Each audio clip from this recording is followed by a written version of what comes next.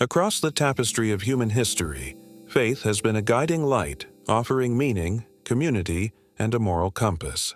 But as spiritual pursuits intersect with the material world, a complex question arises.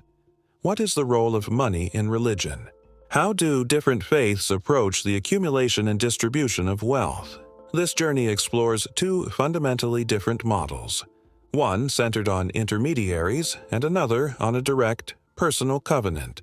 In many of the world's prominent religions, a structured system of giving has been central to their practice for centuries.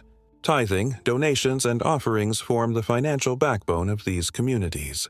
This wealth has fueled magnificent achievements, building awe-inspiring cathedrals, temples, and monasteries that stand as testaments to human devotion. It funds charitable works, supports education, and sustains a clergy dedicated to serving their congregations. This structure often relies on a middleman, a priestly class, a religious hierarchy, or an organized institution that manages these funds. They become the custodians of the community's collective wealth, acting as intermediaries between the devotee and the divine. In the 21st century, this dynamic takes new forms. We see it in the prosperity gospel movement, where some charismatic televangelists preach that significant financial donations to their ministry will be rewarded by God with material wealth and health, sometimes promising a 100-fold return on a seed donation. Donations meant for charity or spiritual merit often end up supporting temple operations, staff, or lavish rituals. Instead of reaching the poor, the money can circulate upward, benefiting those managing the temple or associated enterprises.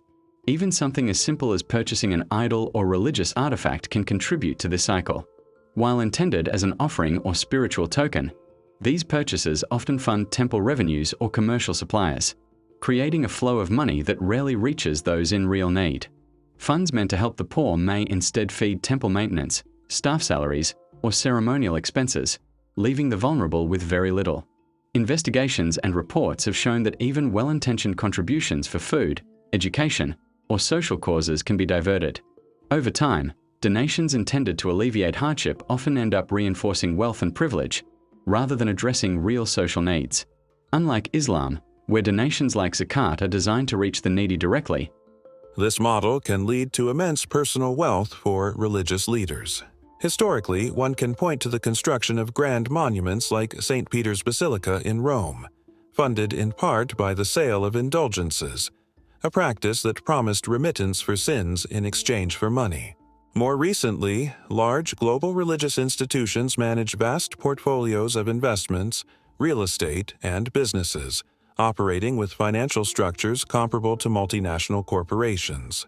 While these funds often support extensive charitable networks and global outreach, recurring financial scandals and a lack of transparency in some organizations have led followers to question whether the spiritual mission has become secondary to financial growth, moving far from the humble origins of their faith.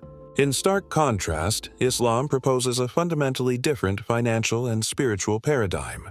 Its core tenet is the direct and unmediated relationship between an individual and God, or Allah.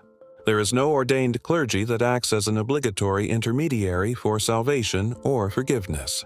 This principle extends directly to its economic ethics.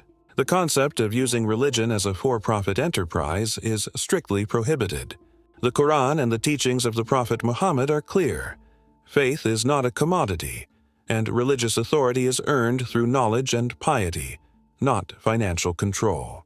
In modern communities, this is powerfully visible in the institution of waqf, or Islamic endowment, where an individual can donate a property or asset for a specific charitable purpose, like a hospital or school, which then becomes owned by the community in perpetuity.